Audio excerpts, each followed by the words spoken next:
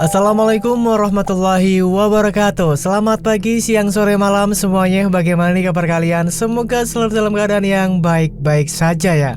Seperti biasa, saya di sini hadir kembali untuk kalian semua untuk membawakan sebuah cerita horor untuk menemani aktivitas harian kalian. Dan seperti biasa, absen dulu di kolom komentar dengan siapa dan dari mana kotanya biar kita tim Dimensi Mimpi makin kenal dekat dengan kalian semua. Dan terima kasih ya yang sudah selalu support channel Dimensi Mimpi sampai sekarang ini, yang sudah selalu hadir, yang sudah selalu komen, yang sudah selalu like, yang sudah subscribe, yang sudah selalu nyalakan loncengnya, yang selalu hadir di setiap Dimensi Mimpi awal video terbaru ya, selalu nonton gitu. Makasih atas support kalian semua. Karena kalian, kita semua masih bisa bertahan sampai hari ini. Dan di hari ini pula ada cerita baru lagi nih. Ceritanya ini agak sedikit sama dengan cerita yang kemarin, cuman beda cerita ya. Yang kemarin itu kan ceritanya apartemen horor gitu, dan ini ada lagi nih apartemen horor. Dan penulisnya juga sama, Mas Bri ya, Bri Story gitu. Jadi di cerita kali ini masih nggak jauh-jauh beda dengan apartemen ya, cuman ini udah beda orang ya, beda cerita juga sih gitu. Tapi menurut saya pribadi ya, untuk di cerita yang episode ini nih, yang apartemen ini, yang kedua ini gitu, ini menurut saya pribadi ya, ini lebih ngeri sih daripada yang kemarin gitu. Karena ini bener-bener kayak di otak saya itu ngebayangnya itu bener-bener, wah ini real gitu loh. Jadi pokoknya kalau misalkan kita berada di situasi tersebut ya, yang nanti akan diceritakan di sini gitu, wah gila sih, nggak kebayang sih itu bakal terjadi. Kalau misalkan terjadi ya wah ngeri sih, jangan sampai ya. Tapi ngomong-ngomong, kalian penasaran gak sih apa sih yang terjadi di cerita kali ini sih? Apa sih keangkerannya gitu? Apakah masih sama yang kemarin gitu? Tentu tidak. Memang di apartemen sama, cuman kejadiannya beda gitu loh. Seperti apa, penasaran gak sih? Oke, langsung aja kita masuk ke dalam ceritanya.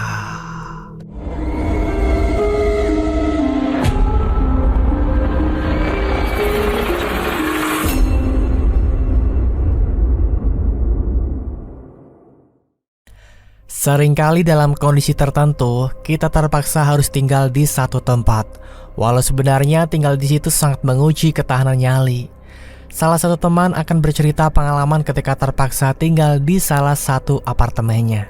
Simak di sini hanya di channel Dimensi Mimpi.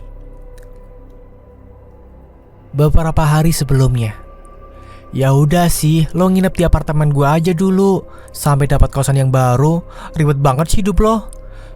Takut aku, Hes. Takut apaan deh? Takut malah betah. Ntar gak pindah-pindah aku. Halah, kalau betah ya syukur. Lo bisa temenin gua kan? Serius, kan gua udah bilang dari dulu, lo tinggal bareng gua juga gak apa-apa. Itu percakapan aku dengan Hesti, salah satu teman dekatku di kampus. Kami satu jurusan di salah satu universitas swasta di Jakarta. Awal tahun 2019 percakapan ini terjadi, di mana semuanya bermula.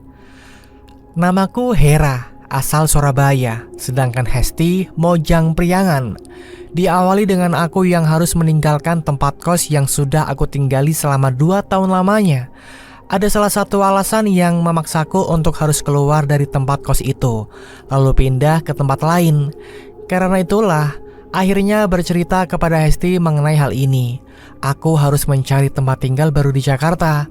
Seperti yang sudah aku bilang di awal tadi, akhirnya Hesti malah menawarkan untuk tinggal di apartemen tempatnya tinggal. Dia bilang untuk sementara sampai aku dapat tempat kos yang baru.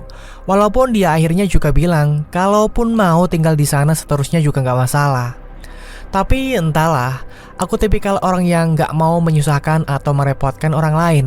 Makanya dalam hal ini aku lebih memilih untuk sementara saja sampai dapat kos yang baru. Iya, pada akhirnya aku mengiyakan untuk tinggal di apartemen Hesti. Ya sudah, besok lo bawain deh barang-barang lo sekalian. Tapi gue ke Bandung ya, lo pegang aja nih kuncinya. Hesti bilang begitu, menyuruh aku untuk langsung pindah dan tinggal di apartemennya segera. Singkatnya, pada suatu hari di awal tahun 2019, aku benar-benar pindah ke apartemen Hesti.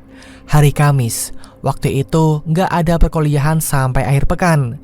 Kebetulan Hesti sedang ada acara di luar kota, memaksa aku untuk datang dan pindah sendirian. Selesai, akhirnya sudah dipindahkan semua barang-barangku di salah satu kamar di dalam apartemen. Karena niatnya sementara, jadinya nggak semua barang aku bongkar, hanya yang aku perlukan saja yang dikeluarkan. Sisanya tetap berada di dalam kotak-kotak kardus.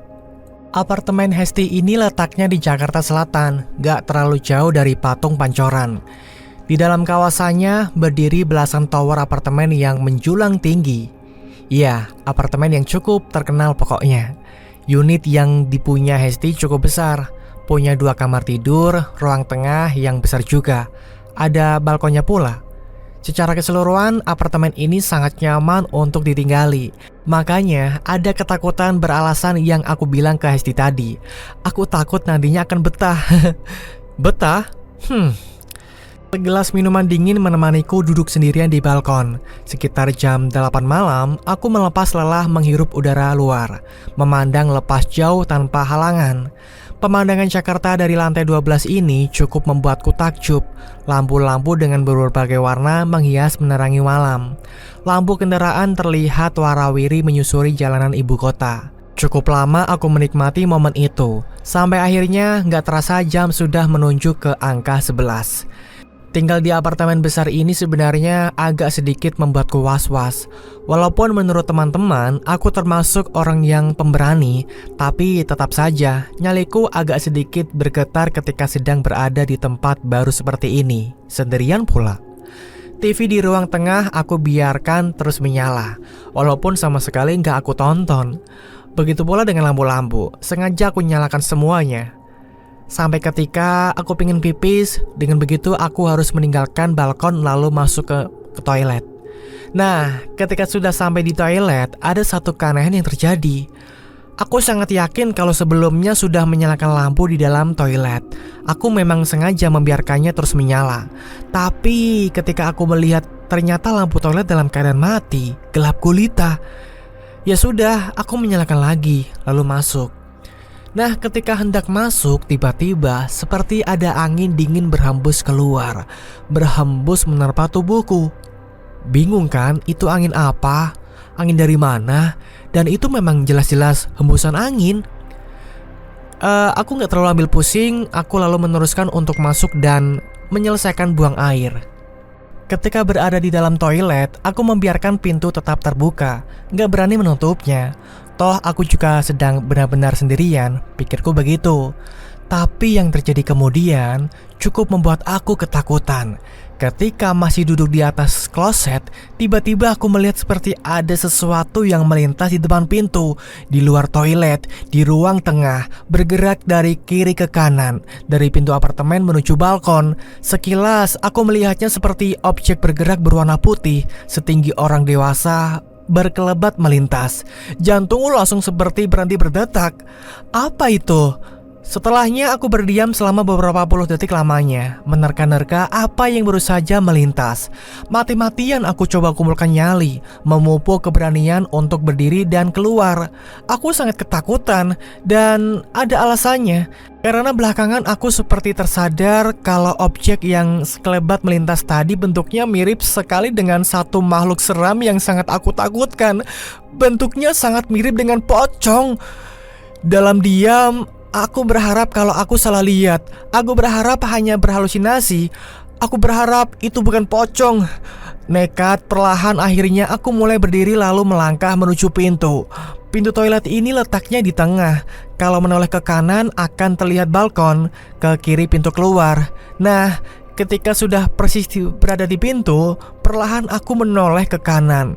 Di balkon aku melihat sesuatu yang sedari tadi membuatku ketakutan walau hanya dalam pikiran. Namun kali ini aku benar-benar melihatnya secara langsung. Di balkon yang pintunya aku biarkan terbuka, berdiri satu makhluk yang bentuknya terlihat cukup jelas. Sosok putih kusam, setinggi orang dewasa, berdiri diam dengan lilitan tali yang melingkar di beberapa bagian tubuhnya. Iya, aku melihat ada pocong sedang berdiri di balkon. Gak bisa melihat wajahnya secara jelas, tapi dapat dipastikan kalau pocong itu berdiri menghadap ke dalam, berdiri menghadap aku, menatap. Sontak aku menangis dalam diam, beberapa detik terpaku menatap sosok menyeramkan itu. Entah beberapa detik kemudian, aku akhirnya seperti tersadar, lalu mengalihkan pandangan dari balkon. Kemudian sambil menunduk, aku bergerak mendekat meja ruang tengah, meraih ponsel. Setelah itu perlahan melangkah menuju pintu, berniat untuk melarikan diri keluar. Aku bergegas keluar, pergi menjauh. Pintu apartemen masih dalam keadaan terbuka ketika aku melangkah cepat menuju lift, berlari kecil menyusuri lorong. Dan entah penasaran atau gimana, bodohnya aku malah menoleh ke belakang, melihat ke arah pintu apartemen. Ternyata pocong sudah berpindah tempat. Dia terlihat berdiri di depan pintu, di lorong, berdiri memperhatikan aku. Aku menekan tombol lift berkali-kali agar cepat terbuka. Ketika pada akhirnya sudah sampai di depannya, syukurlah, akhirnya pintu lift terbuka. Lalu aku masuk ke dalamnya. Seram, ketika pintu lift masih dalam proses tertutup, aku masih bisa melihat pocong itu di kejauhan. Dia masih berdiri di depan pintu apartemen. Nah, itu selesai. Malam pertama yang seharusnya menginap di apartemen Hesti, malah aku habiskan dengan bermalam di tempat kos temanku yang lain. Malam menyeramkan itu merupakan malam yang sangat menakutkan buatku. Setelahnya, aku gak berani tinggal di situ sendirian. Setelah Hesti kembali dari Bandung, aku baru berani untuk tinggal di situ lagi. Tapi tetap saja, masih terus merasakan trauma. Ketakutan tetap terus ada. Aku belum menceritakan kepada Hesti. Aku pikir toh hanya sementara tinggal di situ. Nanti saja akan kucerita semuanya kalau sudah pindah ke kos yang baru. Berikutnya hari terus bergulir. Aku masih tinggal berdua dengan Hesti di apartemennya. Ya itu tadi, harus selalu ada Hesti. Aku gak mau tinggal sendirian. Pokoknya gak mau. Entah ketika sudah hari keberapa tinggal di situ, aku lagi-lagi mengalami kejadian yang awalnya aku anggap biasa. Karena memang itu sangat biasa, gak ada seram-seramnya sama sekali. Aku lupa waktu itu hari apa, yang pasti sudah sore, sekitar jam 3-an lah. Pada hari itu aku menghabiskan waktu berleha-leha di kamar saja, beristirahat hingga sekitar jam 1 siang aku tertidur di kamar. Ketika aku mulai tidur, Hesti masih ada di apartemen. Nah, sekitar jam 3 aku terbangun karena mendengar ada suara orang sedang berbincang di ruang tengah. Pintu kamar dalam keadaan tertutup, tapi aku masih bisa mendengar perbincangan itu. Terdengar seperti suara 2 orang laki-laki. Aku bingung, mereka ini siapa?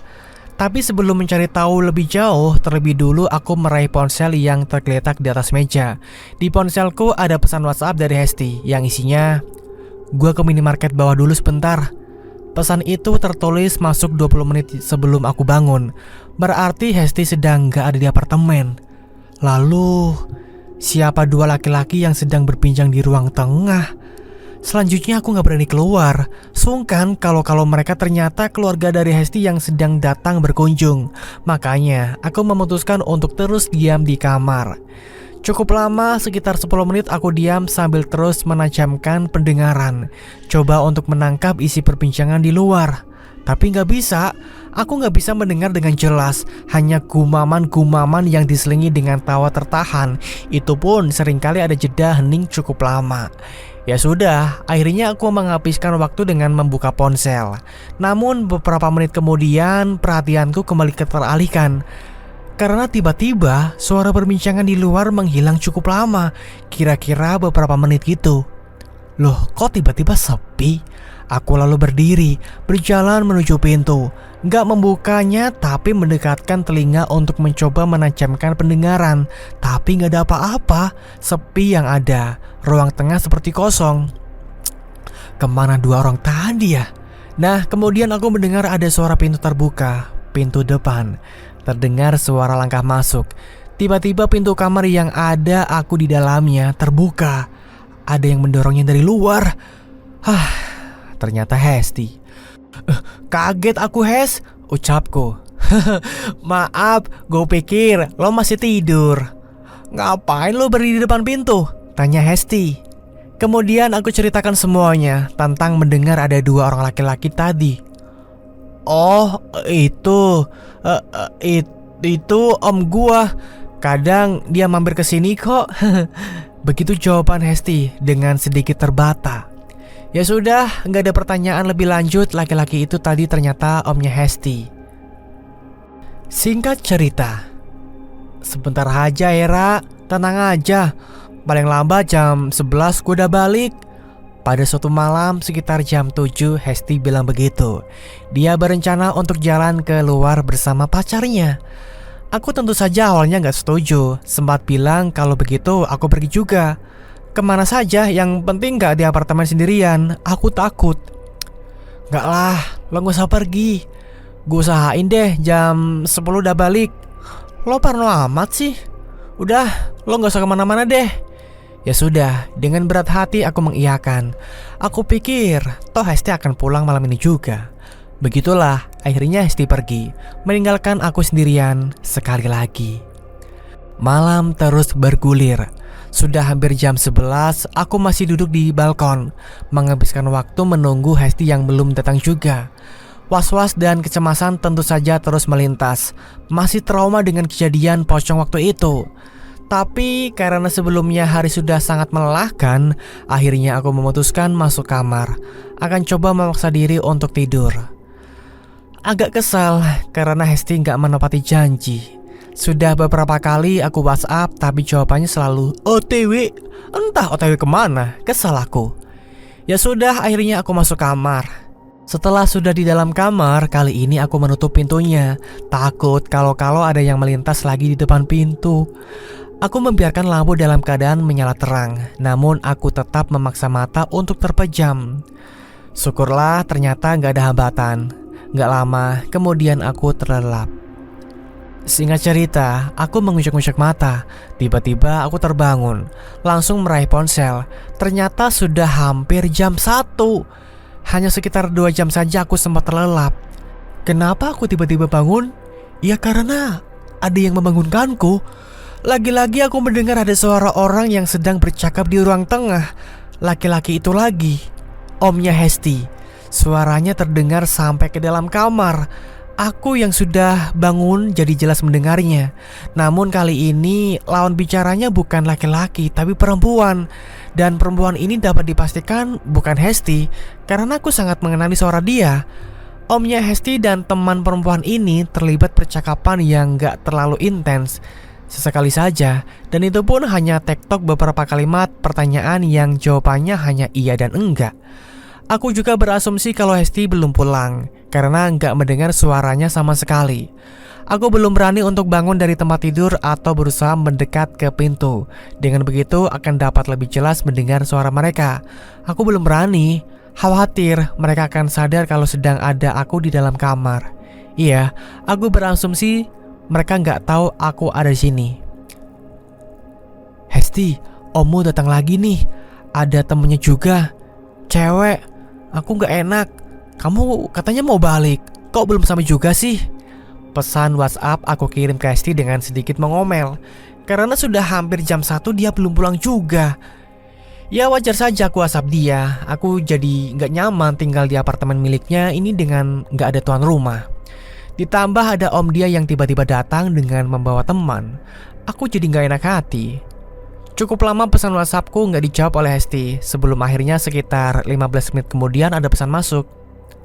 Om gue? Om gue yang mana? Pesan pendek Hesti bertanya seperti itu. Om kamu loh. Kamu kan bilang kemarin kadang-kadang ommu datang sebentar. Gimana sih? Om gue yang itu. Iya, biarin saja. Lo di kamar aja.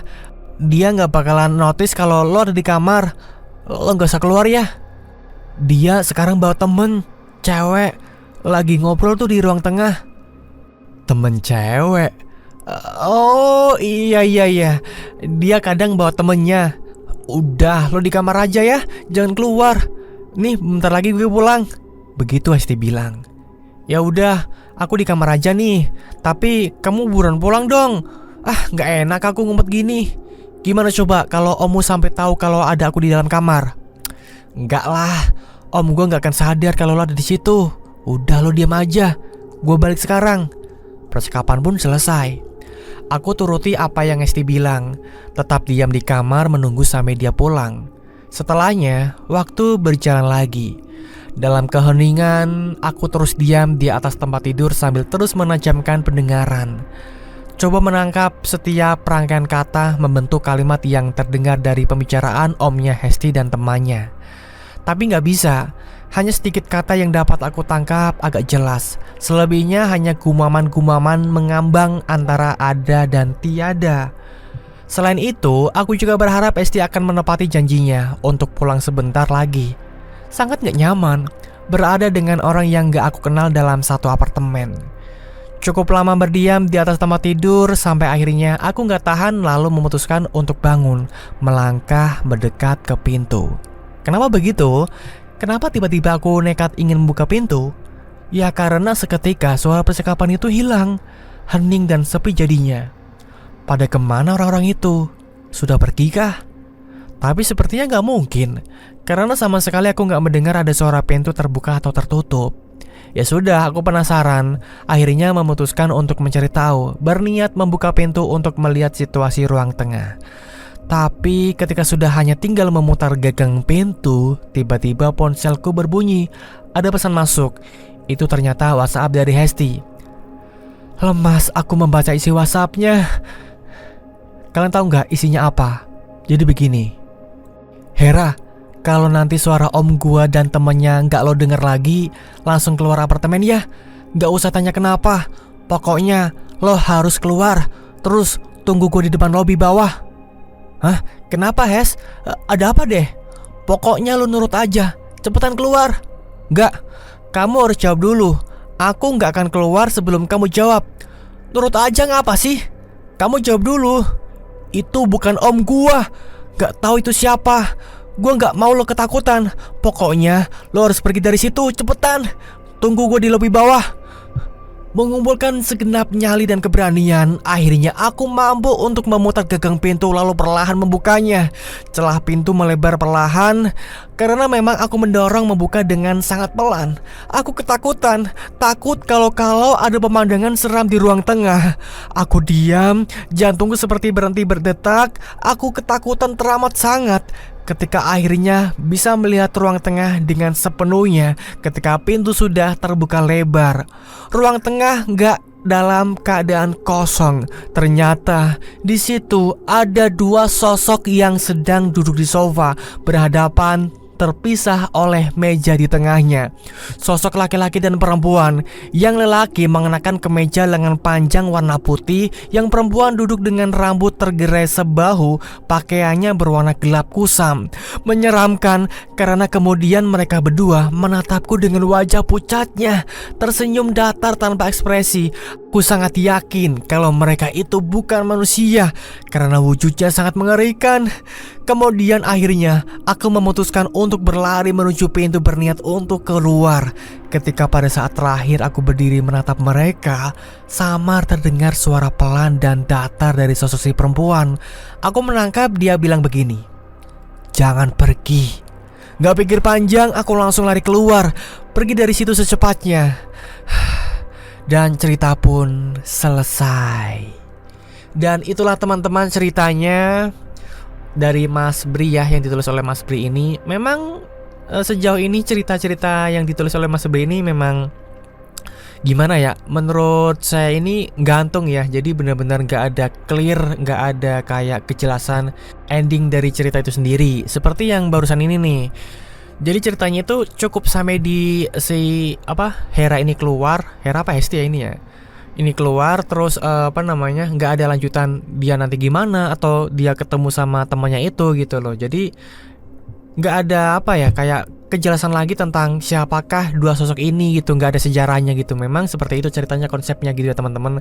Jadi buat kalian yang bingung, ini gimana nih, ada lanjutannya nggak nih gitu. Ya memang seperti itu. Jadi memang nggak ada lanjutannya. Jadi sampai sini aja gitu, paham ya. Dan gimana nih menurut kalian ceritanya? Apakah cukup membuat bikin tegang, ataukah ini cukup horor, ataukah buat kalian yang pemberani ini biasa aja gitu? Tapi jujur kalau menurut saya sendiri ini wah serem banget sih. Coba tinggal sendirian di rumah, terus tiba-tiba ada tamu tidak diundang dengan penampilan sangat menyeramkan gitu. pengen rasanya ditabok aja pakai sapu ya. Siapa kamu, ha? Kenapa di sini? Udah mukanya jelek, pucat gitu, nakut-nakutin orang, ganggu aja gitu mungkin ya. Ya nggak tahu sih. Karena saya sendiri juga sebenarnya agak takut juga gitu, tapi kadang pemberani kadang takut gitu. Kalian seperti itu nggak? Tulis komentar di bawah ya. Sekalian juga absen nih yang belum absen. Jadi itulah teman-teman ceritanya. Nanti ada cerita baru lagi di Dimensi Mimpi. Jadi pokoknya buat kalian yang suka dengan cerita horor, stay tune di channel Dimensi Mimpi ya. Jangan lupa nyalakan loncengnya biar kalian tidak ketinggalan video terbarunya, oke? Jadi sekian dulu, saya mewakili tim Dimensi Mimpi mengucapkan wassalamualaikum warahmatullahi wabarakatuh. Ingat ya, hidup hanyalah ilusi.